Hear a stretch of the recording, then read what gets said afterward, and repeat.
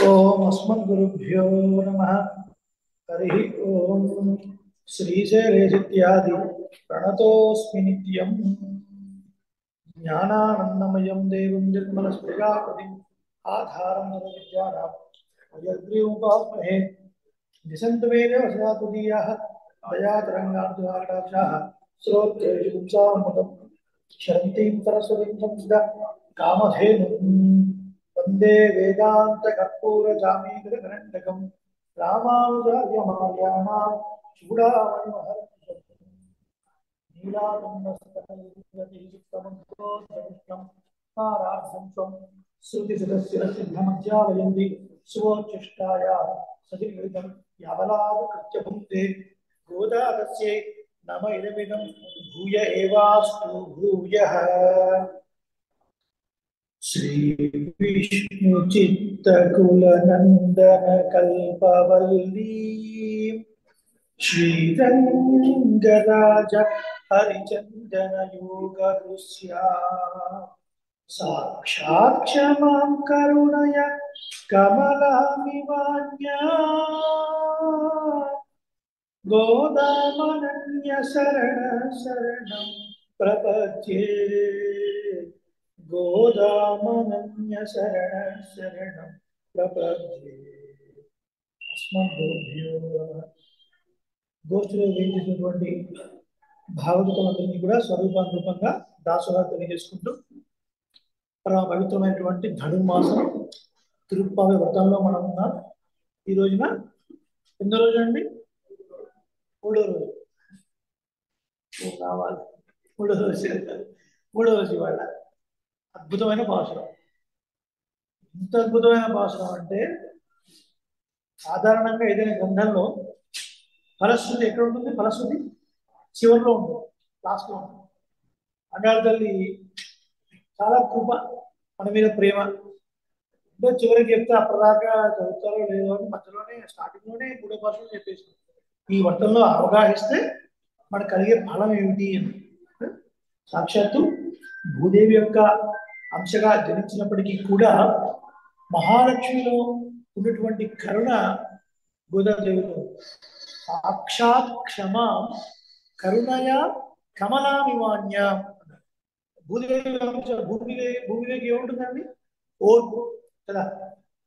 సహజంగా భూమిలో అవతరించింది అయోనిజగా, ఓర్పు సహజంగా ఉంది. సాక్షాత్ క్షమ కరుణయ కమలామివాన్య. కరుణలో మహాలక్ష్మి అంతటి కరుణ. శ్రీదేవి భూదేవి సమేత శ్రీ వెంకటనాయకస్య అంటారు. ఆ రెండు లక్షణాలు గోదాదేవిలోనే ఉన్నాయి మనకి. అటువంటి అమ్మ మనందరం తరించాలని, ప్రతి యుగంలో భగవానుడిని చేరుకోవడానికి ఒక్కొక్క ఉపాయం చెప్పబడింది. ఒక్కొక్క యుగంలో ఒక్కొక్క ఉపాయం. ధ్యాయం కృతే యజన్ యజ్ఞై త్రేతాయాం ద్వాపరే అర్చయన్ యదాప్నోతి తదాప్నోతి కలౌ సంకీర్త్య కేశవం అంటారు. ఏంటి అర్థం అంటే ఒక్కొక్క యుగంలో ఒక్కొక్క ఉపాయం. కృతయుగంలో ఏమిటి ఉపాయం? పరమాత్మ చేరుకోవడానికి తపస్సు. అనంతమైనటువంటి ఆయుష్. మనతో కంపేర్ చేస్తే మనకేదో 100 సంవత్సరాలు, కానీ కృతయుగంలో మాత్రం 1,20,000, 1,30,000 సంవత్సరాలు బయటికి. కాబట్టి వారికి తపస్సు పెట్టాడు పరమాత్మ. తపస్సు ద్వారా పరమాత్మ చేరు. ధ్యాయం కృతే యజన్ యజ్ఞై త్రేతాయ. త్రేతాయుగంలో యజ్ఞయాగాలు. త్రేతాయుగంలో యజ్ఞాలు ఎట్లాంటివి? మనం గృహప్రవేశం ఇప్పుడు వాస్తవం చేస్తామే అలాంటివి కావు. ఎంతసేపు చేస్తాం మనం? ఒక గంటన్నర చేస్తాం అంతేనా? గంట దాటిపోయింది అనుకోండి, స్వామి త్వరగా పూర్ణావతి కానీ ఓ 1.5 hours 2 hours చేస్తే ఎక్కువ. త్రేతాయుగంలో అట్లా కాదు. ఓ 100 సంవత్సరాలు, ఓ 1000 సంవత్సరాలు అంత పాటు సాగేవారు. శ్రీరామచంద్రుడు ఈ భూమండలం పైన అవతరించినప్పుడు దశరథ చక్రవర్తి యొక్క వయస్సు 60,000 సంవత్సరాలు. ఎంత? 60,000 సంవత్సరాలు. ఆ యుగంలో అంత ఆయుష్ ఉంది. అంటే లేటుగా సంతానం అయింది. ఎందుకంత లేటుగా అయింది? మనకి ఏదో కాడా.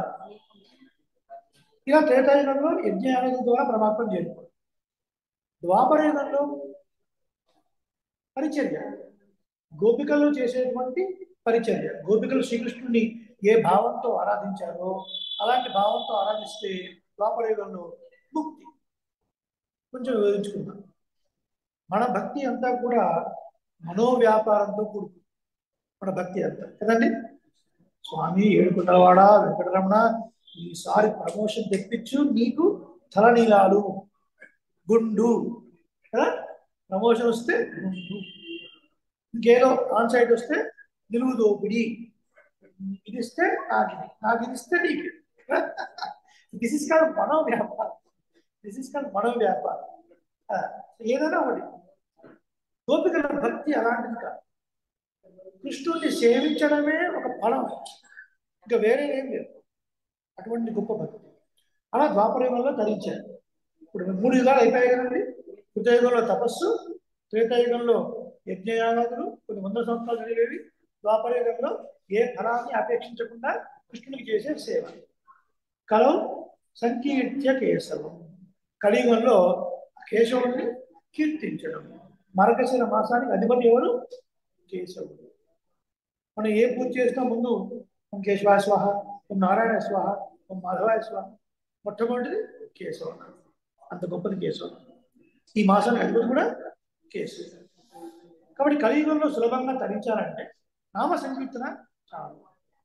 ఒక చిన్న డౌట్ ఏమండి, కొన్ని యుగాల్లోనేమో చాలా టఫ్ పెట్టారు. కలియుగంలో సింపుల్ గా రామకృష్ణ అంటే అయిపోతుంటారు. మాకు కొంచెం నమ్మకం కుదరట్లేదండి. ఎందుకో నమ్మకం కుదరట్లేదు. డాక్టర్ గారు ఏమంటారు, ఈ మందులు అవసరం లేదండి, పొద్దున్న లేచి కాస్త వేడి నీళ్ళు తాగండి, ఒక అడుగులు వేయండి, సాయంత్రం కూడా కాస్త ఈవినింగ్ వాక్ చేయండి, కాస్త భగవద్భక్తులతో కలిసి చక్కటి గోష్ఠి ఏర్పాటు చేసుకోండి, ఒక పావుగంట సేపు రామనామం చెప్పండి, అట్లా సాటిస్ఫై అవ్వండి. ఎంత లిస్ట్ రాయాలి, సంచి నిండా మందులు నిండితే అప్పుడు yes is the great doctor కదా మనకు అనిపిస్తుంది. ఇప్పుడు కూడా అంతే. ఇన్ని యుగాల్లో ఇన్ని చెప్పారు. కలియుగంలో ఓన్లీ నామ సంకీర్తన అబ్బా ఎందుకో. ఇంకొక ఎగ్జాంపుల్, ఇప్పుడు మీరు కన్విన్స్ అవుతారు. ఒకరి శాలరీ 20 crores per annum. ఎంతండి? 20 కోట్ల సంవత్సరానికి. ఇంకొకటి జీతం సంవత్సరానికి 20 లక్షలు. ఇంకొకటి జీతం సంవత్సరానికి 2 లక్షలు. ట్యాక్స్ ఎవరికి పెట్టాలి? 20 కోట్ల వాడు ట్యాక్స్ ఎక్కువ పెట్టాలి. దానికన్నా తక్కువ 20 లక్షలు వాడికన్నా తక్కువ ట్యాక్స్ కట్టాలి. 2 లక్షల వాడికి ట్యాక్స్ ఉందా? 2.5 3 లక్షలు ట్యాక్స్ లేదు కదండి. ఆ యుగంలో అంత ఆయుష్ ఉంది కాబట్టి పరమాత్మ ఇవి చేయి అన్నాడు. 1,00,000 సంవత్సరాలు ఆయుష్ ఇచ్చిన తర్వాత తపస్సు చేయకుండా ఇంట్లో బొబ్బరాజమానం బతుకవుతుంది అనుకుంటున్నాడు ఒప్పుకున్నాడు పరమాత్మ. అంత ఆయుష్ ఇచ్చినప్పుడు తప్పకుండా వెళ్ళి చేయాల్సిందే. మరి త్రేతాయుగంలో 60,000 70,000 ఇచ్చినప్పుడు యజ్ఞాలు 100 సంవత్సరాలు యజ్ఞం చేయండి. అంత ఆయుష్ ఉంది కాబట్టి పెట్టాడండి. మనకు మంద భాగ్యం, మంద మతి, మన జ్ఞానము తక్కువే, మన ఆయుష్ తక్కువే. కాబట్టి కరుణ అనమాట. వీడేం చేయలేడు, వీడి ఇవన్నీ చేయలేడు. తపస్సు కలియుగంలో తపస్సు ఏం లేదు, చూస్తే అంట తపస్సు ఏం లేదు. వీడికి ఉన్న 100 సంవత్సరాలు రోగాలు రొప్పులు పుట్టినప్పటి నుంచి నానా రకాల సమస్యలు, వీడికి పోయి మనం తపస్సు ఏం చెప్తాం? పరమాత్మ బాధ కరుణ. ఇప్పుడు యజ్ఞయాగాదులు అసలే బిజీ షెడ్యూల్, 24 గంటల్లో 1 గంట సేపు తిరుపతి ప్రవచనం వినడానికే సమయం లేదు. వీడికి పోయి యజ్ఞాగాలు చేయమంటే వీడేం చేస్తాడు? మా ముద్దులే తీసేసి దాపనే పరిచయం చేయాలి.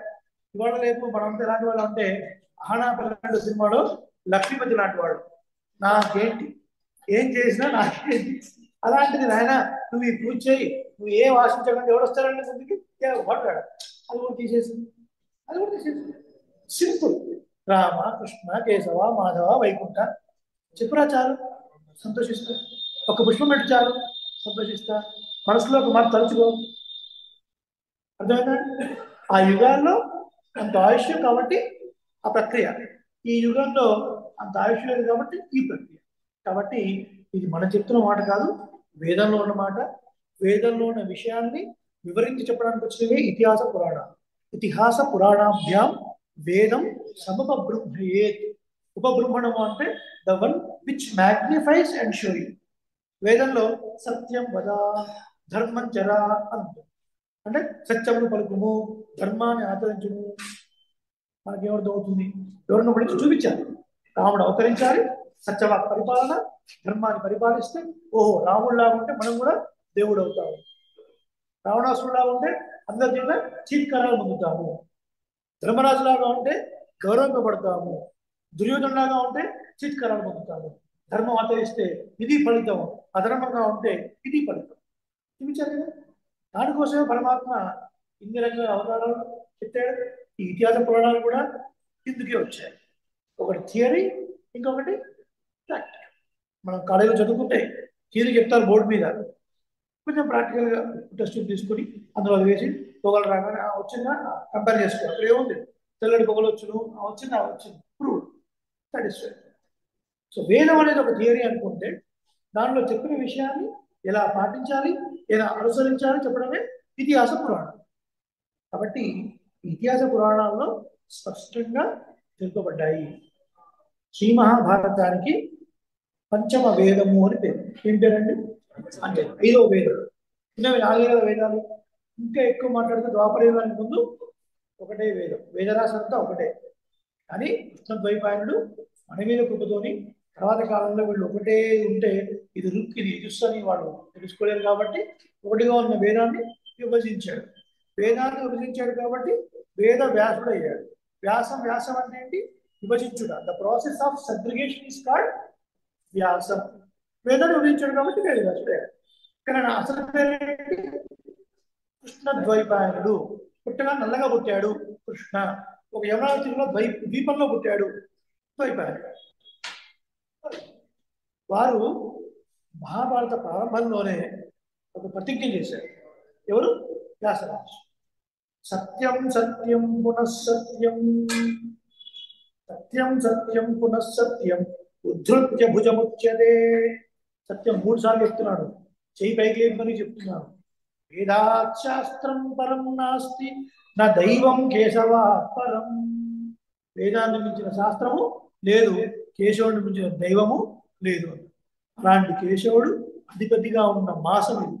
కాబట్టి ఇక్కడ ఏ మాసంలో ఏ చిన్న కార్యం, ఏ మంచి పని, ఏ కొద్దిపాటి చేసినా అనంత రెట్లు ఫలం వచ్చేటువంటి గొప్ప మాసం. నిజంగా దీనికి మనం ఎన్కాష్ చేసుకోలేకపోతే, అంటే ఎన్కాష్ అనే పదం ఎందుకు వాడుతున్నాము అంటే ఎన్నో మాసాలు ఎన్నో చేస్తుంటాం. కానీ సప్తముల ప్రధానమైనటువంటి ఈ మాసంలో భగవానుని చేరుకోవడానికి ఎంత గొప్పదైనటువంటి ఒక మాసం ఇది. ఎంత గొప్ప ఉపకారం చేశాడు భగవంతుడు మనకి కదా. కొద్ది కష్టం, చలి అన్ని చోట్ల ఉంటుంది. ఇంకా నేను ఉత్తర భారతదేశంలో మనం ఉంటే చేస్తామో దానికి వస్తాం, ఉత్తర భారతదేశంలో మనం ఉంటే స్నానం చేస్తామో లేవో డౌట్. పుట్టరీకక్ష కూర్చుంటాం అంటే ఇందాక మన భాస్కర్ చేస్తూ అంటూ ఉండే ఉత్తర భారతదేశానికి వాళ్ళు చక్కగా కోట్లు వేసుకుని కూర్చుంటారు. ఎందుకంటే మరి ఆ చలి తట్టుకోలేదు, మైనస్లో ఉంటుంది కదా. ఢిల్లీ లాంటి ప్లేసెస్లో సమ్మర్ ఎక్స్ట్రీమే, వింటర్ ఎక్స్ట్రీమే. మనకి ఎంత అదృష్టం చూడండి, 6 డిగ్రీ 8 డిగ్రీ ఉంటుంది, అయినా గ్రీజర్లు ఉన్నాయి ఇంట్లో, చక్కగా వేడితో స్నానం చేయొచ్చు, చక్కగా దానికి మన ప్రయోజనం. ఏం చెప్తుంది 3వ పాఠశాలలో అమ్మ అంటే ఈ వ్రతాన్ని ఆచరిస్తే కలిగే ప్రయోజనాలు ఏంటి? అయితే గోదాదేవి ఏమైనా ప్రయోజనాలు ఆశించి చేస్తుందా ఆ వ్రతం? ఏమి లేదు. గోపికలు ఎలా చేశారు ఆ వ్రతాన్ని? కృష్ణుడిని పొందడం కోసం. వ్రతం అనేది ఒక మిషన్, వాళ్ళకి ఒక సాకు అంతే కదా. ఎవరి కోసం చేస్తున్నారు? గోపవృద్ధుల కోసం చేస్తున్నారు. అంటే భక్తి ఉన్నవాడు ఇంట్లో కూర్చొని మాల తిప్పుకుంటా అంటే సరిపోదు, నలుగురితో కలవాలి, బయటికి రావాలి, యజ్ఞ యాగాదుల్లో పాల్గొనాలి, ప్రతిదీ మనం చేయాలి. భగవానుడు ఏ కర్మలు ఇవి చేయండి అని విధించాడో అవి చేయాలి. ఏమంటే ఇందాక చెప్పారు కదా, కలో సంకీర్తకేశం ఉన్నారు, నేను నామాన్ని చేసి కూర్చుంటాను, నేను యజ్ఞాలు చేయను అనకూడదు. ఎందుకంటే అదే భగవానుడు గీతా శాస్త్రంలో చెప్పాడు, భావయంత పరస్పరం. మీరు యజ్ఞాలు చేయండి, హవిస్సు ద్వారా దేవతలను సంతోషపెట్టండి, వాళ్ళు వర్షాన్ని కురిపిస్తారు. పరస్పరం ఇది ఒక సిస్టమ్ ఏర్పాటు చేసి పరమాత్మ. నిజంగా సిస్టంలో పెడితే ఇవాళ కార్పొరేట్ సిస్టమ్ అసలు ఎలా ఎమర్జ్ అయింది అనే దానికి మనకు శాస్త్రాల్లో ఇంత అద్భుతంగా ఉన్నాయా? శ్రీరామాయణంలో లీడర్షిప్ క్వాలిటీస్, శ్రీరామాయణంలో పర్సనాలిటీ డెవలప్మెంట్, గీతా శాస్త్రంలో మేనేజ్మెంట్ ప్రిన్సిపల్స్, ఇవన్నీ ఏదో చాలా మంది చెప్తుంటారు. కానీ కొంచెం లోతుగా వెళ్ళి మనం పరిశీలిస్తే మనకే చాలా అర్థం అవుతాయి. మనం ఎంత కోల్పోతున్నాం, మన విజ్ఞానాన్ని, మన లిటరేచర్లో ఎంత ఉంది, ఒక జీవన విధానం. ఇవాళ మనం బతుకుతున్నటువంటి జీవితంలో రకరకాల సమస్యలకు కారణం ఏమిటి? సరి అయిన జ్ఞానం లేకపోవడం వల్ల, అహంకారం వల్ల, మమకారం వల్ల ఇవన్నీ వస్తున్నాయి. కానీ పరమాత్మ స్వరూపంగా ఈ ప్రపంచాన్ని చూసినప్పుడు వీడు మనవాడే, వాడు మనవాడే అనుకున్నప్పుడు అలాంటి వాడికి తావిచ్చే పరిస్థితి ఎక్కడుంది? తప్పులు అందరూ చేస్తుంటారండి, ఎవరు చేయాలి చెప్పండి? తప్పులు అందరూ చేస్తుంటారు. కానీ తప్పు చేసిన వాడు దాన్ని రియలైజ్ అయ్యి ఒకసారి దిద్దుకుంటే అన్ని సవ్యంగా ఉంటాయి కదండి. సమాజంలో కూడా మనం కూడా చూస్తూ ఉంటాం. మన వీధిలో ఎవరో తెలియక కారు పార్క్ చేశాడు. ఆ పక్కింట్లోకి వెళ్ళి ఎవరిని ఇక్కడ పెట్టారు మీరు కారు, కొంచెం ముందుకు పెట్టండి సరిపోతుంది కదా. అది ఫోటో తీసి ఆ నేల్లో పెట్టి who is this guy, no manners at all, please keep the car in proper place అన్నంత హాస్యం మాట్లాడాల్సిన అవసరం ఏముందండి? ఏముందంత హాస్యం మాట్లాడాల్సిన అవసరం? There is no need, right? అలా మెసేజ్ పెట్టడం వల్ల ఏమవుతుంది? పక్కవాడికి మన మీద నెగిటివ్ ఫీలింగ్ వస్తుంది. మనం ఏం వాడికి చేయకపోయినా మనం చూస్తేనే వాడికి ఒక ఇరిటేషన్ వస్తుంది. సో మీరు ఇట్లాంటి వాడు అనుకోండి. The moment when you go and talk to him in a present manner, so మీరు ఇట్లా పెట్టారు, కొంచెం ఇబ్బంది అండి, మీరు తెలియదేమో, కొంచెం ముందుకు పెట్టండి, వాటర్ ఫినిష్. నోరు మంచిదైతే ఎన్నో విషయాలు ఉన్నాయి, కానీ అప్లై చేయడంలో వస్తుంది సమస్య. మనందరికీ ఇవన్నీ తెలిసిన విషయాలే కదండి, తెలియని విషయాలు ఏం కాదు. కానీ 10 మందితో వచ్చి మనం కూర్చొని ఇలాంటి విషయాల్ని పెద్దల ద్వారా విన్నప్పుడు ఒకసారి కాకపోతే ఒకసారి, ఒకసారి కాకపోతే ఒకసారి గుర్తొచ్చి వాటిని ఇంప్లిమెంట్ చేసే అవకాశం. అందుకు దేవాలయానికి రావాలి, అందుకు ప్రవచనాలు వినాలి, అందుకు జ్ఞానయజ్ఞం జరగాలి. కాబట్టి లోకక్షేమం కోరుకోవాలి ప్రతి వాళ్ళు కూడా. ఏదో నేను ఇంట్లో కూర్చొని చేసుకుంటా అంటే కాదు, బయటికి రావాలి, అందరితో కలవాలి, అందరితో భజన చేయాలి, అందరితో పూజల్లో పాల్గొనాలి, అందరిలో కైంకర్యం చేయాలి. ఇలా చేసి లోకం యొక్క క్షేమాన్ని మనం కాంక్షించాలి. కాబట్టి నిజమైన భక్తుడు ఎవరు అంటే గురుదేవ్ చెప్తుందన్నమాట, అందరి క్షేమాన్ని కోరుకోవాలి. ఇక్కడ గోపిక యొక్క ఉద్దేశం కేవలం శ్రీకృష్ణుని కలవడం అయినప్పటికీ కూడా గోపవృద్ధులకు కావాల్సిన వర్షం కూడా కురిపించాలి. కాబట్టి యోగక్షేమాన్ని ఆశించి ఈ పాసురం చెప్తుంది. ఈ పాసురంలోకి వెళ్లే ముందు నిన్న రాత్రి పోస్ట్ అయిపోయిన తర్వాత సెక్రటరీ శ్రీనివాస్ గారు మేము మాట్లాడుకుంటూ కూర్చున్నాం పులిహార తింటూ. ఏమిటది? దశరథ చక్రవర్తి విషయం గురించి టాపిక్ వచ్చింది. కౌసల్య సుప్రజ చెప్పుకున్నాం కదా నిన్న. మనం ఏం చెప్పుకున్నాం? మార్గడి తింగడు అని చెప్తూ గోదాదేవి కాలాన్ని పోగొడుతుందని ఇలా ఎక్కడైనా ఉందా అని చెప్తూ మనం విశ్వామిత్ర మహర్షి గురించి చెప్తుంది. అయితే శ్రీనివాస్ గారు అన్నారు, దశరథ పుత్రుణ్ణి అని విశ్వామిత్ర మహర్షి కీర్తించకుండా కౌసల్యాన్ని ఎందుకు తీసుకున్నాడండి అంటే ఒక చోట విన్నానండి నేను. ఎందుకంటే దశరథుడు చాలా బతిమలాడించుకున్నాడు. ముందు విశ్వామిత్ర మహర్షి అడిగాడు, అడిగితే చిన్నవాడండి నా వాడిని పంపించలేడు అది ఇది అన్నాడు. ఆ తర్వాత కావాలని అడగవయ్యా, వశిష్ఠుని అడుగు అన్నాడు. అహం వేద్ది మహాత్మానం రామం సత్యపరాక్రమం కదా. రాముడు సత్యమైన పరాక్రమం కలిగిన వాడు నాకు తెలుసు. నువ్వేమో పుత్రుడు యొక్క వ్యామోహంతో నా పిల్లవాడు అని నువ్వు చూస్తున్నావు, కానీ నాకు ఆయన ఏమి ఒక 14 సంవత్సరాల పిల్లవాళ్ళ కనిపించట్లేదు. సాక్షాత్ పరబ్రహ్మ స్వరూపంలా నాకు కనిపిస్తున్నాడు. ఏ చేమే తపసిస్త వశిష్ఠోమి మహాతేజ ఏ చేమే తపసి స్థిత. కావాలంటే నువ్వు వశిష్ఠుని అడగవయ్యా, ఇది సభలో కూర్చున్నటువంటి ఆ ఋషుల్ని అడుగు అంటే అప్పుడు వశిష్ఠుడు వచ్చి పక్కన పిలిచాడు. ఏమయ్యా, విశ్వామిత్ర మహర్షి వచ్చాడంటేనే లోక కళ్యాణం, లోక కళ్యాణార్థమే ఆయన వస్తాడు, నువ్వు ఏం ఆలోచించకుండా ఆయనకి పంపించేసే అంటాడు. ఇక్కడ ఒక రహస్యమైన అర్థం కూడా ఉంది. వారు అన్నది మాట ఏంటి అంటే, దశరథ చక్రవర్తి బతిమలాడించుకున్నాడు కాబట్టి ఆ విశ్వామిత్ర మహర్షి కొంచెం కినుకో ఏముంది ఆయన పొగిడేది అసలు డైరెక్ట్గా కౌసల్య సుప్రజ అని ఎత్తుకున్నాడు. రహస్యం ఏంటంటే దశరథ చక్రవర్తి ఆచార్య స్వరూపం. మనకు తిరుపాలు కూడా వస్తుంది, అర్థమైనా కాకపోయినా ముందు అర్థమవుతుంది. ఆచార్య స్వరూపం. శ్రీరాముడు భగవత్ స్వరూపం. శ్రీరాముడు సాక్షాత్ పరమాత్మ కదండి. వేదవేద్యే పరే పుంసి జాతే దశరథాత్మజే వేద ప్రాచేత సాదాసీత్ సాక్షాత్ రామాయణాత్మ. వేదము చేత తెలియబడినటువంటి శ్రీమన్నారాయణుడు దశరథ కుమారుడుగా శ్రీరాముడిగా అవతరిస్తే ఆ వేదము శ్రీరామాయణంగా వచ్చింది అన్నాడు. అంటే Narayana is equal to Rama, వేదం ఈక్వల్ టు శ్రీరామాయణం. హెన్స్ కదా. కాబట్టి శ్రీరామచంద్రుడు పరమాత్మ. మరి పరమాత్మ లభించాలంటే ఎవరిని ఆశ్రయించాలి? ఆచార్యుని ఆశ్రయించాలి. ఆచార్యుని ఆశ్రయిస్తే సమర్షణం చేసి మంత్రాన్ని ఇస్తే మంత్రం ద్వారా పరమాత్మను పొందాలి. మరి నేరుగా వచ్చాడు, మరి ఆచార్యుడి దగ్గర మరి అలా ఊరికే దొరుకుతుందండి పరమాత్మ? శుశ్రూష చేయాలన్నా వచ్చా? శాస్త్రం ఏం చెప్తుంది? నా సంవత్సర వాసునే ప్రభ్రూయ, నా సంవత్సర వాసునే ప్రభు. కనీసం ఒక సంవత్సరం పాటు గురువు దగ్గర సేవ చేయకపోతే వాడికి ఏ విషయాలు చెప్పొద్దు శాస్త్రం చెప్తుంది. లేకపోతే అర్ధ సంవత్సరం, ఒక 6 నెలలైనా సరే. అందుకని దశరథ చక్రవర్తి విశ్వామిత్రుని బతిలాడించుకున్నాడు. అర్థమైందా? సో అలా బతిలాడించుకున్న తర్వాత అప్పుడు రాముడిని ఇచ్చాడు అన్నమాట. అది ఆచార స్వరూపం. శ్రీరాముడు సాక్షాత్ పరమాత్మ. నేను నేరుగా వచ్చి అడిగితే శుశ్రూష కనపడట్లేదు అక్కడ, కాబట్టి కాస్త శుశ్రూష చేయించుకోవాలి. కాబట్టి కాసేపు బాగా భద్రపడించుకొని అప్పుడు పరమాత్మని ఇచ్చారు. ఇది రహస్యమైన అర్థం, ఉభయ వేదాంత పండితులు సాధించేటువంటి ఒక అర్థం అన్నమాట. తర్వాత ఈ పాఠశాలను పడదాం. ఏంటి అంటే, సాధారణంగా ఒక స్వర్గాన్ని పొందాలి అనుకున్నాడు అనుకోండి, స్వర్గం పొందాల్సిన వాడు ఏం చేయాలి అన్న విషయాన్ని మనకు వేదంలో చెప్పింది. స్వర్గకామో జ్యోతిష్ఠోమే విజేత, జ్యోతిష్ఠోము అనే ఒక యాగాన్ని చేయవలను. ఎవరు? స్వర్గాన్ని కోరుకునేవాడు. స్వర్గం ఎప్పుడు లభిస్తుంది? శరీరం పడిపోయిన తర్వాత లభిస్తుంది. మరి శరీరం ఉన్నంత కాలం మరి వాడు దరిద్రులాగా ఉండాలా? కాదు కదా. ఇలా పాపంతోని ఐశ్వర్యంతో చక్కగా ఉండాలి ఈ లోపల ఉన్నంత కాలం. శరీరం పడిపోయిన తర్వాత స్వర్గాన్ని పొందాలి.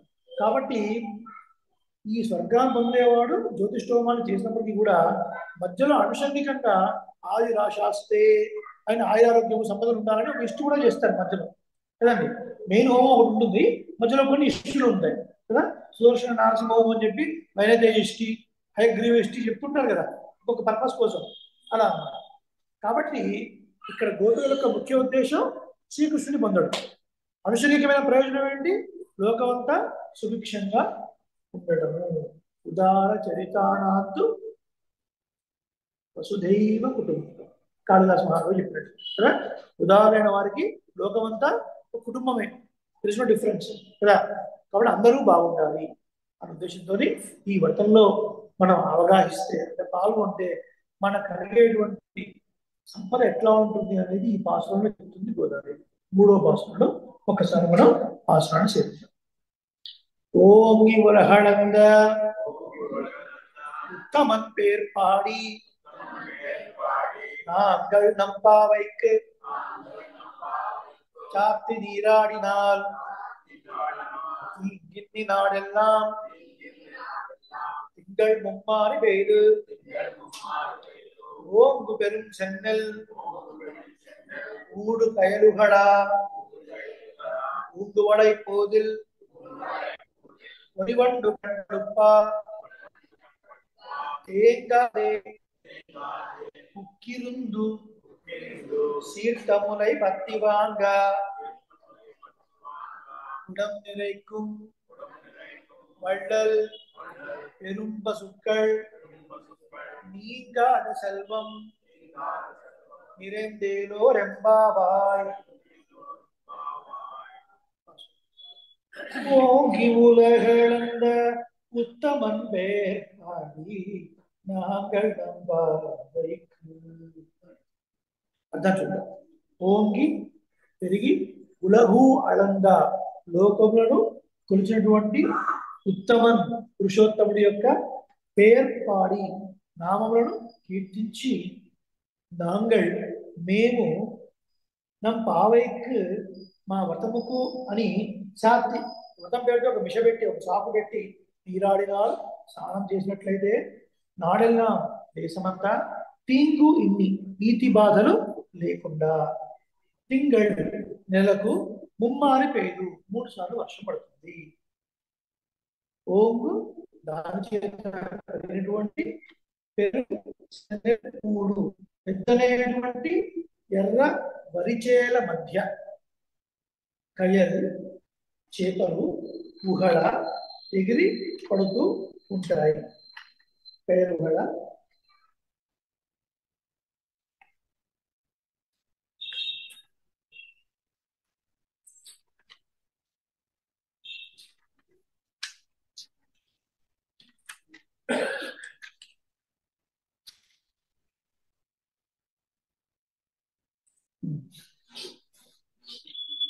పూంకోళై పోదిల్ అందమైన కలువ పూలలో పొరివండు మెరుస్తున్నటువంటి తుమ్మెదలు కనపడుక నిద్రించు ఉండేవాడు.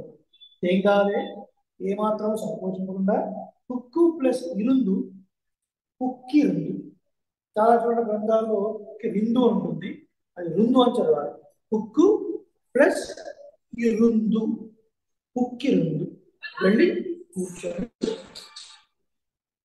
అంటే ఆ పశువుల కొండలో వెళ్ళి కూర్చొని స్థిరంగా కూర్చొని శీర్తములై బలిష్టమైనటువంటి ఆ చలికట్లను పత్తివాంగా పట్టి లాగగా குடம் நிறைக்கும் కుండలు నిండేట్లుగా వళ్ళలు పెరుగు సుక్కల్ ఉదారమైనటువంటి పెద్ద పశువులు ఆ గోవులు నీగాల సర్వం చక్కటి సంపదను శాశ్వతమైన సంపదను ఎప్పుడు నిండి ఉండవలను ప్రతిపదార్థం తాత్పర్యం చూద్దాం. ఈ వర్తంలో మనం అవగాహిస్తే ఎలాగైతే త్రివిక్రముడు పెరిగి లోకానికి వచ్చాడు అంత ఎత్తు వరకు చక్కగా ఆ వరి చేలన్నీ కూడా పెరుగుతాయి. మాసానికి 3 సార్లు వర్షాలు పడతాయి. ఒకటో తారీఖు వర్షం పడింది అనుకోండి, 9 రోజులు ఎండ, మళ్ళీ ఆ చెమ్మ ఆరకముందే పూర్తి పొడిగాకముందే 10 రోజు మళ్ళీ వర్షం, మళ్ళీ 21 రోజు వర్షం, అలా 10 రోజులకు ఒకసారి వర్షం పడుతూ ఉంటుంది. ఎప్పుడు నీటి సమృద్ధి ఉంటుంది.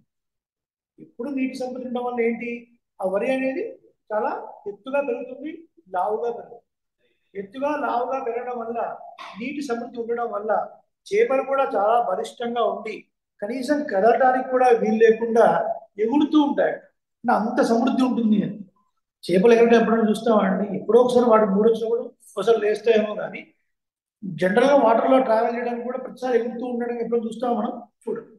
ఇక్కడ ఏం చెప్తుంది గోదావరి, ఇక్కడ చక్కటి నీటి సమృద్ధి ఉండడం వల్ల, వరి చాలా లావుగా పెరగడం వల్ల వాటి మధ్య స్పేస్ తక్కువై కాంట్రాస్ట్ అయ్యి చేపలు కూడా లావ్ అయ్యి కదలకుండా వీలు లేకుండా ఎగురుతూ ఒకటి పెడుతుంటాయి. అంత గొప్ప సంపద. అంత మాత్రం కాదు, చక్కటి కలువ పూలు పూయాలంటే నీరు చాలా సమృద్ధిగా ఉంటుంది. అలా ఉండి వాటిలో 9 వచ్చి ఆ 9 చక్కటి మకరంద పానాన్ని చేసి ఆ రాత్రంతా నిద్రపోయి అలా నిద్రిస్తూ ఉంటాయి. అంత మాత్రం కాదు, ఇప్పుడు ఏమైంది, పంట యొక్క సమృద్ధి చెప్పినట్టు అయింది. తర్వాత పాడి సమృద్ధి, పశువుల కుటుంబంలోకి వెళ్ళి ఉదారమైన పశువుల యొక్క చనుగట్లను ఇలా పట్టుకొని లాగడమే ఆలస్యము, ధారాలుగా కుండపోతగా పాలు కురిపిస్తూ ఉంటాయి. ఈ వ్రతంలో ఉంటే కరగని సంపద, ఇది తాత్పర్యం. ఇప్పుడు వ్యాఖ్యానంలోకి మెల్లగా అడుగుతుంది. సడన్ గా ఎందుకు గోదాదేవి ఓంగి వరహళంగా, గోదాదేవికి ఒకసారి వామనావతారం మీద ఒక ప్రీతి, వామనావతారం అంటే ప్రీతి. టోటల్ తిరుప్పావైలో 3 సార్లు వస్తుంది.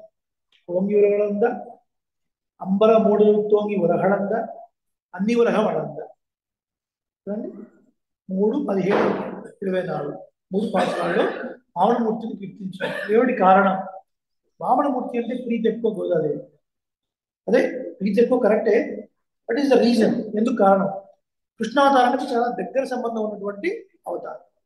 కృష్ణావతారానికి దగ్గర సంబంధం ఉన్న అవతారం. ఎలా చెప్తారండి మీరు? కనీసం దశావతారాలు కూడా మీకు మైండ్లో లేవా అని మీకు డౌట్ వస్తుంది. దశావతారాలు చెప్పండి. మత్స్య, కూర్మ, వరాహ, నారసింహ, వామన, పరశురామ, రామ, బలరామ, శ్రీకృష్ణ, కల్కి. ఇక్కడ వామనుడు, ఇక్కడ కృష్ణుడు, మొత్తం 4-5 అవతారాలు ఉన్నాయి కదా. మరి దగ్గరున్న అవతారం అని చెప్తారేంటి? ఇక్కడే ఉంది. పరమాత్మ సృష్టి 2 రకాలుగా ఉంటుంది. అంటే మనకు తిరుపతి ముందే చెప్తున్నాం కదండి, ధ్వని ప్రధానమైన కావ్యం కాబట్టి ఇందులో వేదాంతం ఉపనిషత్తులు వస్తాయి, శ్రీరామాయణం వస్తుంది, భాగవతం వస్తుంది, భారతం వస్తుంది. పరమాత్మ సృష్టి ఎలా చేస్తాడు, ఆ జ్ఞానం అంతా కూడా ఉపనిషత్తుల్లో ఉంటుంది. ఇప్పుడు ఉపనిషత్తు రహస్యం, వేదాంతం, వేదం యొక్క అంతము అని మనం లిటరల్ గా విడదీస్తే దాని అర్థం వేదం యొక్క చివరి భావం అర్థం కాదు. ద కన్ఫర్మ్డ్ ఒపీనియన్ ఆఫ్ వేదం. వేదంలో ఏం చెప్పిందో దాని యొక్క సారం అంతా కూడా వేదాంతం. పూర్వభాగం అంతా కూడా కర్మకాండ. ఈ ఆరాధన ఎట్లా చేయాలి, ఈ యజ్ఞం ఎట్లా చేయాలి, ఈ యజ్ఞానికి ఏ పదార్థాలు వాడాలి, ఇలాంటివన్నీ కూడా పూర్వభాగంలో ఉంటాయి. ఉత్తర భాగం అంతా కూడా it's about knowledge of Parabrahman. ఈ లోకాల సృష్టి ఎలా వచ్చాయి, ప్రతి వాటిలో సమస్య ప్రశ్న ఉంటుంది కదా. అంతకుముందు ఏముండేను, కిం దదాసీత్, అంతకుముందు ఏముండేను, అంతకుముందు అంటే ఈ సృష్టి బ్రహ్మాండాలు లేనప్పుడు ఏముండేను, అసలు ఎవరున్నారు, ఎలా వచ్చాయి లోకాలు, తర్వాత కొంతగా ప్రళయం వస్తుందట, అప్పుడు ఎక్కడికి వెళ్తాయి, ఇవన్నీ డౌట్స్ కదా. ఇవన్నీ గురు శిష్య రూపంలో ఒక మహర్షి దగ్గర ఒక శిష్యుడు అడిగినప్పుడు దానికి చెప్తున్నట్టు ఇవంతా కూడా ఉపనిషత్తులు. ఉపనిషత్తు, ఉప దగ్గరగా, నిషత్ కూర్చొని. ఒక శిష్యుడు ఒక ఆచార్యుని సమీపించి జ్ఞానం కోసం వారిని ప్రార్థిస్తే అప్పుడు ఆ జ్ఞానం అందుతుంది. ఉపనిషత్తు రహస్యం. రహస్యం అంటే ఏంటి అర్థం? సీక్రెట్. ఎవరికి చెప్పొద్దని అర్థం కాదు, యోగ్యమైన వాళ్ళకి చెప్పదగినది. ఏంటంటే అర్థం యోగ్యమైన వాళ్ళకి చెప్పదు, అందుకే రహస్యం అన్నారు. వేదాంతం అన్న అదే ఏం చెప్తుంది? పరమాత్మ సృష్టి రెండు రకాలుగా ఉంటుంది. ఒకటి సమష్టి సృష్టి, రెండవది వ్యష్టి సృష్టి. అన్ని పదార్థాలని పంచభూతాలన్నీ సృష్టించి నాభికవల నుంచి చతుర్ముఖ బ్రహ్మను సృష్టిస్తాడు. ఆ తర్వాత చతుర్ముఖ బ్రహ్మలో అంతర్యామిగా ఉండి ఆయన నుండి మిగతా దేవతలను ఈ జీవరాశిని వాటినన్నింటి కూడా సృష్టిస్తూ ఉంటాడు. దాన్ని వ్యష్టి సృష్టి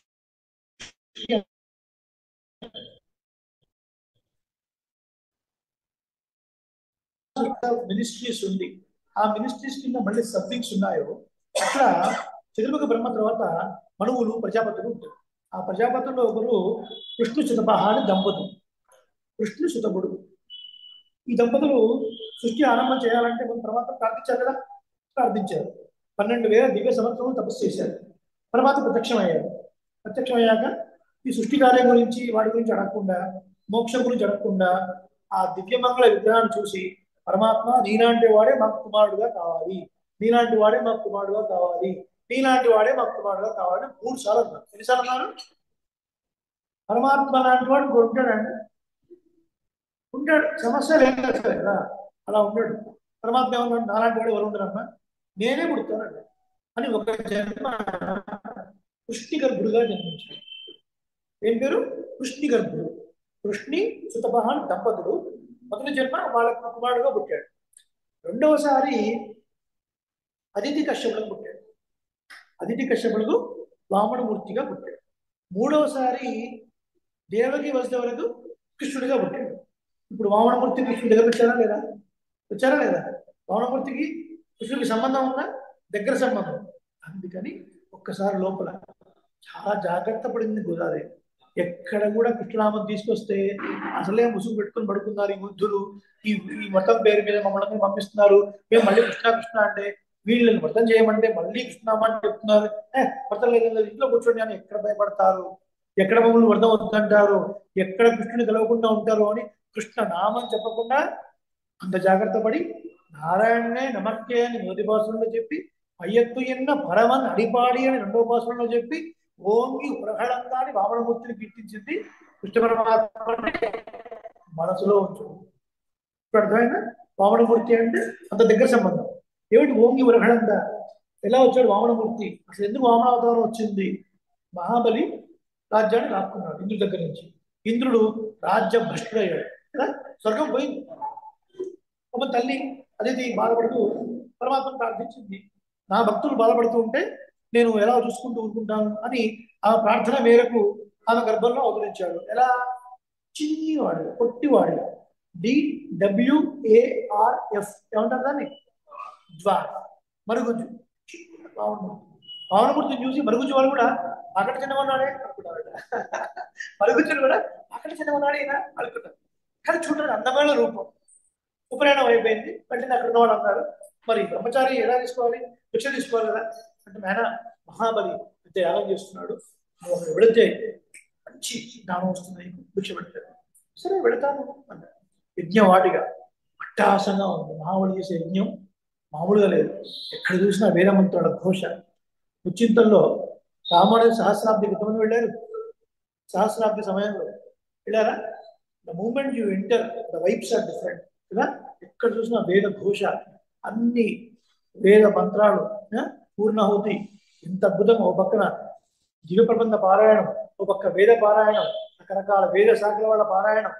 ఎంత అద్భుతంగా ఉందండి. అసలు ఆ వాతావరణం అక్కడ వెళ్ళటం అవసరం. మనసు ఒక తెలియని ఒక పవిత్రత మనసును అంటుపట్టుకుపోయి అసలు ఎక్కడున్నా మనం కలియుగంలో ఉన్నామా కృతయుగంలో ఉన్నామా అన్నంత ఒక ఆలోచన వచ్చే విధంగా సహస్రాబ్ది జరిగింది. శ్రీ శ్రీ ఇదండి శ్రీమన్నారాయణ చిరంజీవ స్వామి వారి యొక్క మంగళాశాసనం, వారి యొక్క సంకల్పం అట్లాంటిది. అందరు గొప్ప. మరి కలియుగంలో మనం చేసుకున్నటువంటి ఒక యాగమే ఎట్లా ఉంది, కృతయుగంలో మహాబలి చేసినటువంటి మరి ముల్లోకాలకి అధిపతి అండి.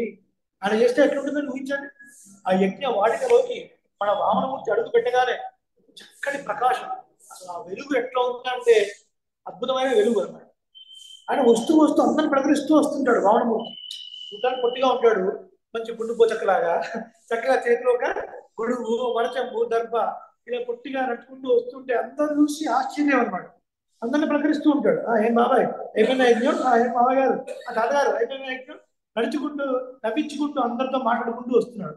అక్కడి నుంచి చూశాడు మహాబలి. మహాబలి చూశాడు, అబ్బా ఈ వధువు ఎవరో కదా, ఇప్పుడే ఉపనయనం చేసుకుని వస్తున్నాడు వధువు, ఈయనకి దానం ఇస్తేనే నా యజ్ఞం సఫలం. అప్పటి వరకు వచ్చినటువంటి బ్రాహ్మణులకు వాళ్ళు ఏది కోరితే అది గోవులు, బంగారు నాణాలు, భూములు, రథాలు, గుర్రాలు, ఏదంటే అదనమాట. ఎక్కడి నుంచి ఎవరు అడిగింది, వాడు 100 అడితే 1000, 1000 అడితే 1,00,000, 1,00,000 అడితే 1,00,00,000. నిన్ను ఇచ్చినా కూడా మహాబలికి తృప్తి లేదు. ఈ వటువుకి ఇస్తేనే పూర్తి అన్నాడు. వింధ్యావళి ఆయన భార్య, రత్నమాల ఆయన కుమార్తె. రత్నమాల చూసింది, ముద్దులుడికే పిల్లవాడు, అసలు కంటే ఇలాంటి పిల్లవాడిని కానీ పాలియాలి అనుకుంది. ఏమనుకుందండి, కంటే ఇట్లాంటి పిల్లవాడిని కానీ పాలివ్వాలి అని అంతగా ముచ్చటపడింది రత్నమాల. రత్నమాల డాటర్ ఆఫ్ మహాబలి. వింధ్యావళి ఎవరు, మహాబలి యొక్క వచ్చాడు. ఏం కావాలి మీకు, నాకు 3 అడుగుల నేల కావాలండి. ఏమయ్యా నా పేరు తెలియదా నీకు, నా పేరు బలి, అది ఇచ్చినటువంటి దానం గొప్పది కాబట్టి వాడు రాక్షసుడు అయినప్పటికీ కూడా కొన్ని బిరుదాలు ఉంటాయి అంతే. మహాబలి, ఆళ్వార్ ప్రబంధాల్లో మొత్తం కూడా మహాబలి మహాబలి అంటారు. మహాబలయ్య నాకు తగ్గట్టుగా అడగాలి, నువ్వు ఏంటో నీ రూపాన్ని తగ్గట్టుగా పొట్టివాడివి 3 అడుగులు అడుగుతున్నావు, ఏం కావాలి చెప్పు, రథాలా, గుర్రాలా, కన్యలా, ఏం కావాలి? కన్యలు నాకెందుకండి, బ్రహ్మచారిని నాకు అక్కర్లేదు. రథాలు నాకెందుకండి, గుర్రాలు నాకెందుకండి, నడుచుకుంటూ వెళ్ళేవాడిని. 3 అడుగులు ఏడిస్తే చాలు, కాస్త కూర్చొని సంగ్రహం చేసుకున్న అనుష్ఠానం ఏదో చూసుకుంటాను, 3 అడుగులు చాలు. అడగవయ్యా, ఓమాట పడక అడుగు, ఏం కావాలో. లేదంటే నాకు ఇంత చాలు, సరే ఇచ్చేస్తాను.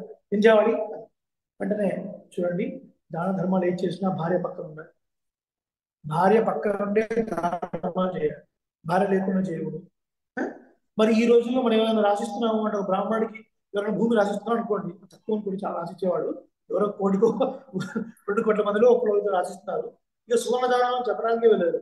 సువర్ణదానం అని చెప్పి 100 రూపాయలు పెట్టి లక్షలేదు సువర్ణదానం తుభ్యం అహం ఒక అట్లా ఇచ్చినప్పుడు ఆ రోజుల్లో నీటిని ఒకసారి ఇట్లా వదిలి వాళ్ళకి ధార పోసేవారు. అది ఇస్తే దానం ఇచ్చేసినట్టే అనమాట. ఎవరు ఏం కోరుకుంటే బంజారా హిల్స్ లో 1000 గజాలు నీళ్ళు ఇచ్చేస్తే అయిపోయినట్టే. No 100 rupees bond paper, no writing, no registration.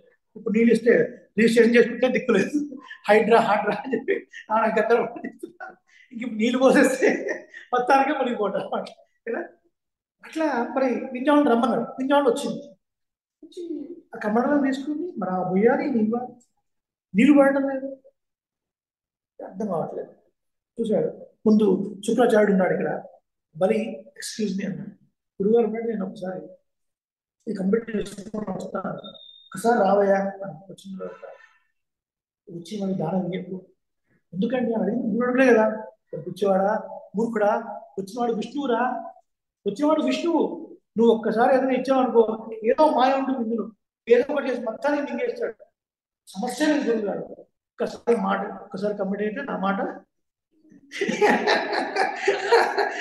అంతకన్నా ఎక్కువ బలి నుంచే వచ్చింది. ఈ డైలాగ్ మొత్తం బలి నుంచే వచ్చినాను. ఒక్కసారి కమిట్ అయితే ఆ మాట నేనే విన్నాను. వద్దురా అన్నాడు. ఇద్దరు గురుగారు కదా, ఎట్లాగైనా ఆపాలని ఆ మరచెంబులోకి చిన్న క్రిమిలాగా దూరాడు. వింజవాడు రమ్మన్నాడు. ఇష్టం పడగా ఎంతసేపటికి చూస్తున్నాడు, పాపం బలి ఉన్నాడు. ఏం కంగారు పడకండి, వామనుడు అన్నాడు. వామనుడు అండి అందులో తట్టుకుని ఏదో ఉంటుందని, మరి బ్రహ్మచారి కదా, దర్బాలు ఉంటాయి, దర్భం తీసుకుని ఒకసారి కూర్చోండి. ఏమైంది, శుక్రాచార్యుడు కన్ను బయటపడ్డాడు, ధారపడాడు. ఎప్పుడైతే మహాబలి ధార పోసిన నీటి చుక్క అరచేతికి తగిలిందో, within fraction of second పరమాత్మ యొక్క పాదం సత్యలోకాన్ని చీల్చుకుని వెళ్ళిపోయింది. ఇంటింటే వడ్డింటే దణ అసలు ఎక్స్పెక్ట్ చేయడానికి కూడా వీలినంత పోయింది. చతుర్ముఖ బ్రహ్మ కంగారు పడ్డాడు అనమాట. దడదన చప్పుడు వచ్చేసరికి ఒక్కసారి కూర్చుని ఆహారం ఇట్లా ఊగిపోయింది అనమాట. ఏంటి చూస్తే తండ్రి గారి యొక్క పాదం వచ్చింది. ఏం చేయాలి నేను అని వెంటనే గంగం తీసుకుని తీర్థం తీసుకుని కడిగాడు, పాదాన్ని కడిగాడు. కడిగిన తర్వాత నా కుమారుడు ఎక్కడున్నాడు, ఎవరైనా కుమారుడు వృద్ధుడు, కాస్త ఆయన చేతి పడాలని చెప్పి వృద్ధుడు ఎక్కడో చూసి ఆ నెత్తి మీద కాస్త పోట్లు చేశాడు. అప్పుడు ఆయన శివుడు అయ్యాడు, మంగళకరుడు అయ్యాడు. పరమాత్మ యొక్క పాదలతో శిరస్సును ధరిస్తే, అందుకనే ఏ పూజ చేసినా ఏ కళ్యాణం చేసుకున్నా ఏం చేస్తారంటే మనకు పుణ్యాహవతం చేసి ఆ ద్రవ్య అన్నిటితోని సంప్రోక్ష, దేవానం సంప్రోక్ష, పూజా ద్రవ్యాన్ని సంప్రోక్ష, ఆత్మానం సంప్రోక్ష అన్ని మీద వెళ్తారు కదా. మరి ఏమంటాం త్రీడి పదాభిచక్రమే ఆ మంత్రం చదువుతూ త్రివిక్రమావతారాన్ని కీర్తిస్తూ అందులో ఆవాహన చేస్తారు. అందువల్ల పవిత్రం. పవిత్రాణం భగవత్సరయ్యో మంగళాంచ మంగళం, సకల మంగళములకు ఆకరమైనటువంటి వాడు. ఇది పరిస్థితి. దీన్ని పెరియాడు వారు అనుభవిస్తారండి. పెరియాడు వారు అంటే ఎవరు? అది ఎవరు? కులదేవికి ఏమవుతారు? కులదేవి తండ్రి గారు. వారు ప్రబంధంలో, ప్రబంధాలు అంటే ఎట్లుంటాయంటే వారు ఒక అలౌకికమైనటువంటి ఆనందం. ఆ భక్తిలో మునిగిపోవడం ఎట్లుంటుందంటే పెరియాడు వారు వారిని యశోదలాగా భావించుకున్నారు. యశోదలాగా భావించుకున్నారు, తల్లిలాగా. మరి కృష్ణుడు కొడుకు. స్నానం పోయాలి, ఈయన దొరకట్లేదు. స్నానం పోయాలి, ఈయన దొరకట్లేదు. పరిగెడుతున్నాడు, ఈయన పరిగెడుతున్నాడు. అంటే పెరియాడు వాళ్ళే యశోదలాగా భావించి పరిగెడుతున్నాడు. పరిగించి ఒరే రారా రారా స్నానం పోస్తా అంటూ చుక్కీ రంకన్నైతు రుంబా కిళనయ్య చక్కెర కయ్యానే అచ్చో అచ్చో శృంగమిడుతానే అచ్చో అచ్చో. శుక్రాచార్యుని కంటిని ఒక గడ్డితో పెరికి వేసిన ఓ చక్రధారి రారా రారా, ఓ శంఖధారి రారా రారా. ఇట్లా పిలుస్తున్నారు పెరియాడు. యశోద భావాన్ని పొంది నాయన రారా అని వృత్తాంతాన్ని తీసుకొచ్చారనమాట. శుక్రాచార్యుని కంటిని పొడిచినవాడా, ఓ చక్రధారి, ఓ శంఖధారి, ఓ నారాయణ, ఓ కృష్ణ రారా రారా. ఎంత గొప్ప అనుభూతి ఏంటి నిజంగా పరమాత్మ. ఓంగి ఉరగడందా వామనుడిగా వచ్చాడు, త్రివిక్రముడిగా ఎదిగాడు. ఎందుకు అంత పెద్దగా ఎదుగుతున్నాడండి ఆయన పరమాత్మ? మరి పెరగటము తిరగటము ఉండదు పరమాత్మకు అంటారు కదా. మనకు సామాన్యంగా ఇవన్నీ ఉంటాయి. షడ్వికారములు అంటారు. పుట్టుట, ఉండుట, పెరుగుట, మళ్ళీ మార్పు చెందుట, తరుగుట, నశించుట. ఇవి 6 అవస్థలు షడ్వికారములు అంటారు అనమాట. వికారము అంటే మార్పు అని అర్థం. మనం చూస్తున్నాం కదా, శిశువులాగా వచ్చాడు, కొద్దిగా కౌమార దశ, యవన దశ, కుసుమాడు అవుతాడు, పొంగిపోతాడు, తర్వాత నశించిపోతాడు. ఇలా 6 దశలు మనకున్నాయి. ఈ వికారం మనకుంది, కానీ పరమాత్మకు లేదే. విష్ణు పురాణం ఏం చెప్తుంది? అవికారాయ శుద్ధాయ నిత్యాయ పరమాత్మనే. ఏ వికారము లేనివాడు.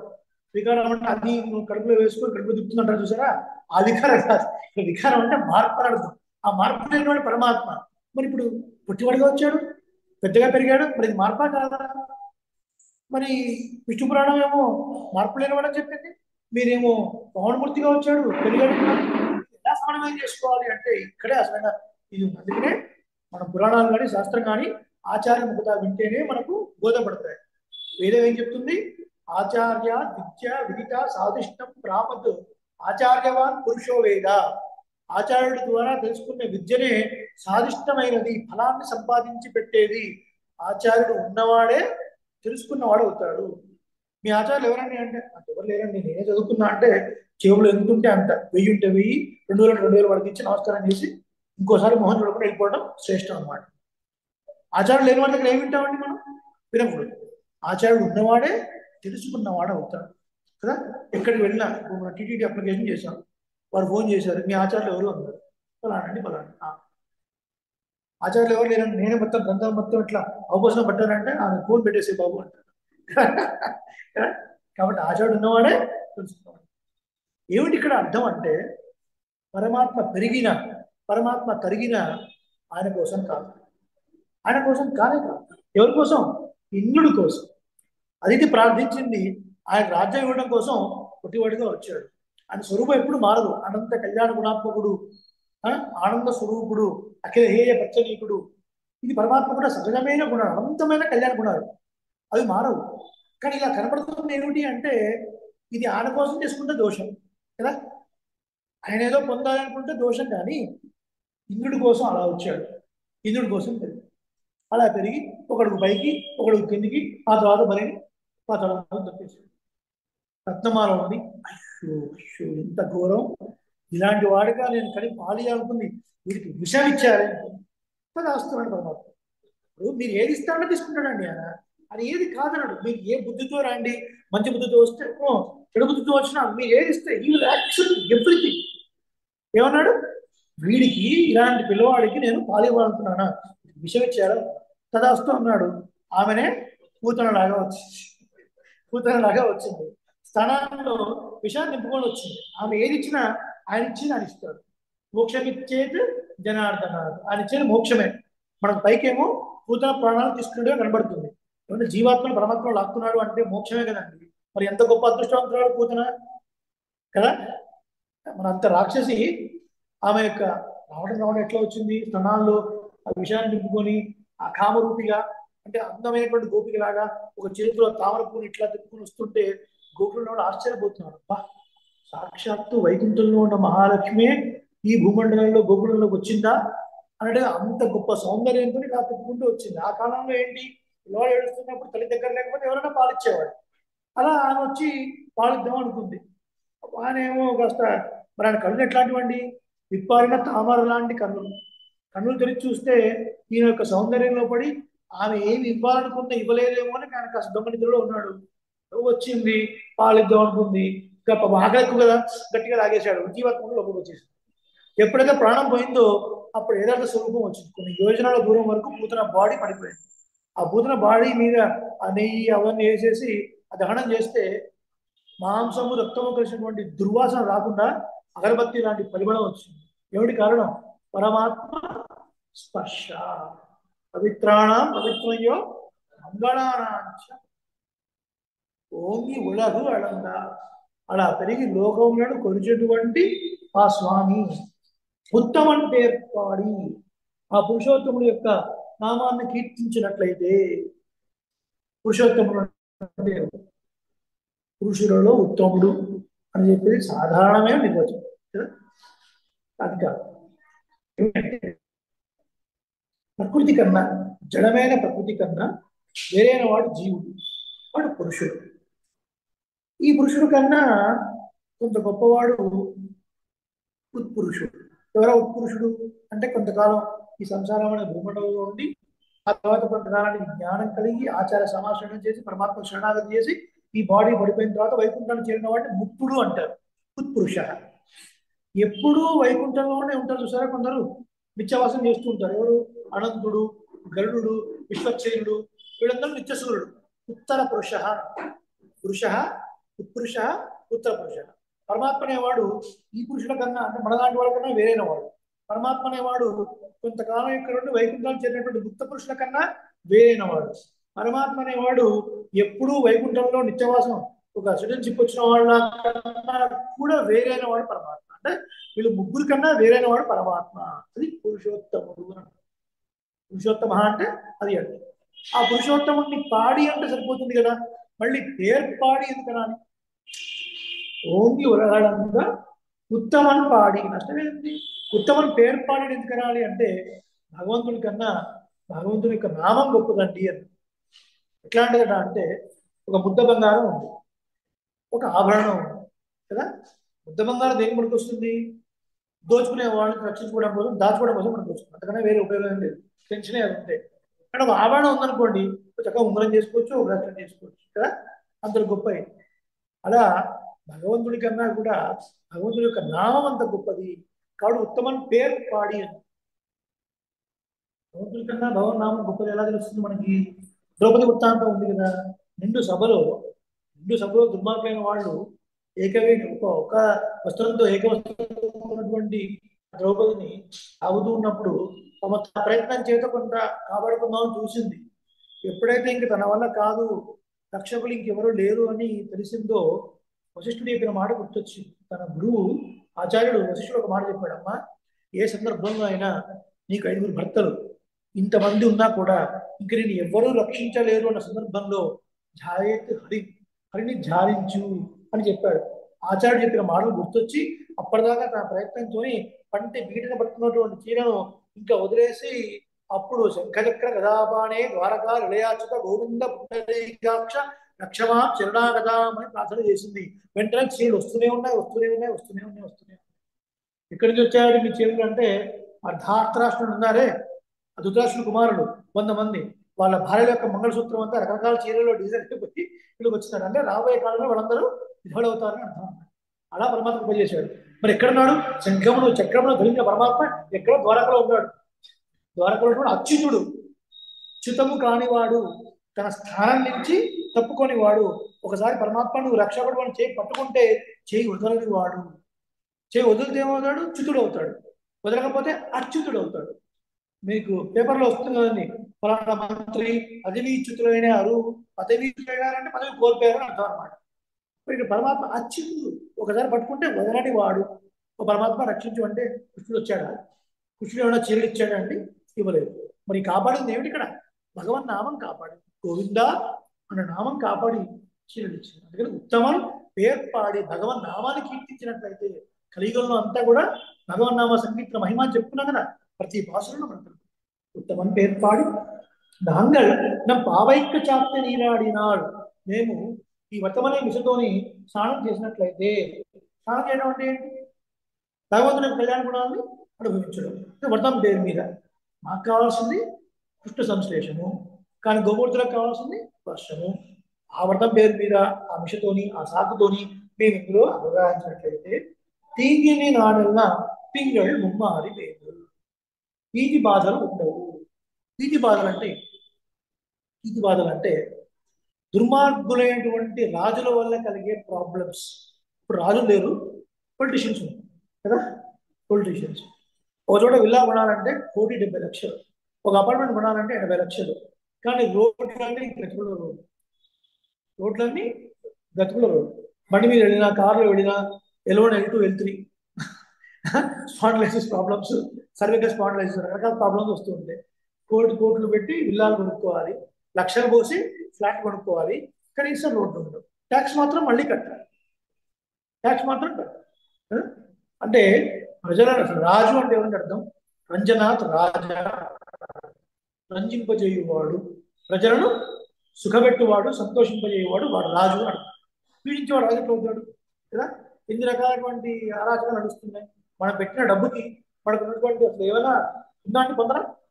అలా దుర్మార్గులైనటువంటి రాజుల వల్ల కలిగే బాధలు, ఏనుగుల వల్ల మిడతల వల్ల పంట నాశనం కావడం, ఏనుగుల వల్ల మిడతల వల్ల పంట నాశనం కావడం, అతివృష్టి అనావృష్టి వల్ల నష్టం కలగడం, వీటిని ఈతి బాధలు అంటారు. వీటిని ఈతి బాధలు అంటారు. ఈ ఈతి బాధలు ఉండవు. ఎప్పుడు ఉండవు? ఈ వ్రతాన్ని ఆచరిస్తాం. ఇంగిని నాడెల్లా తింగళ్ ముమ్మారి పేరు. వర్షం అంట ఒక మాసానికి 3 సార్లు కురుస్తుంది. ఎందుకు అంటే అంత సమృద్ధి అనమాట. 3 సార్లు ఎందుకు చెప్పారు? 4 సార్లు 5 సార్లు, 1 సార్లు 2 సార్లు చెప్పచ్చు కదా.